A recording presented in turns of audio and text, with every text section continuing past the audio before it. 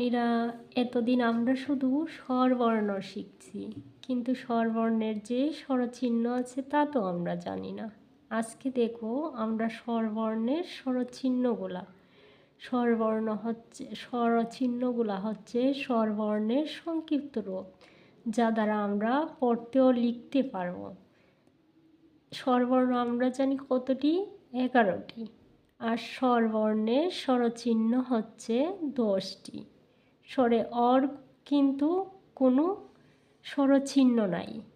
তাহলে আসো এবার আমরা যদি স্বরচিহ্নগুলো না জানি, না শিখি, তাহলে আমরা লিখতেও পড়তে পারবো না। স্বরবর্ণের স্বরবর্ণগুলো জানা যতটুকু জরুরি, স্বরচিহ্নগুলোও জানা তার চেয়েও বেশি জরুরি। তাহলে আসো আমরা এবার স্বরচিহ্নগুলো দেখে নিই।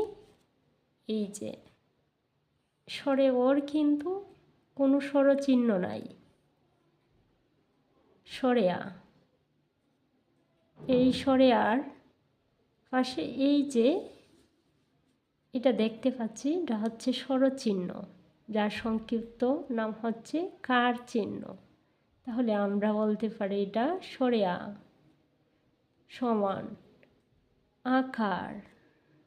স্বরে আ আকার, আকার।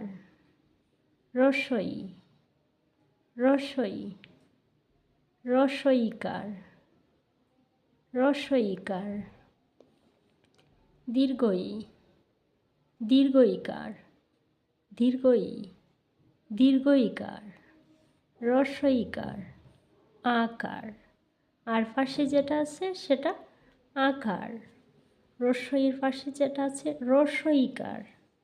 দীর্ঘই, দীর্ঘইকার। রস্বউ, রস্বউ, রস্বউকার, রস্বউকার। দীর্ঘউ, দীর্ঘউকার।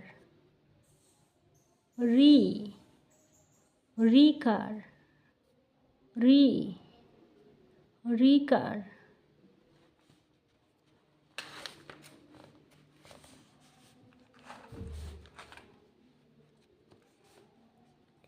এ, এ, একার, এ, একার। ওই, ওইকার, ওই, ওইকার। উ, উকার, উকার। ঔ, ঔকার, ঔকার।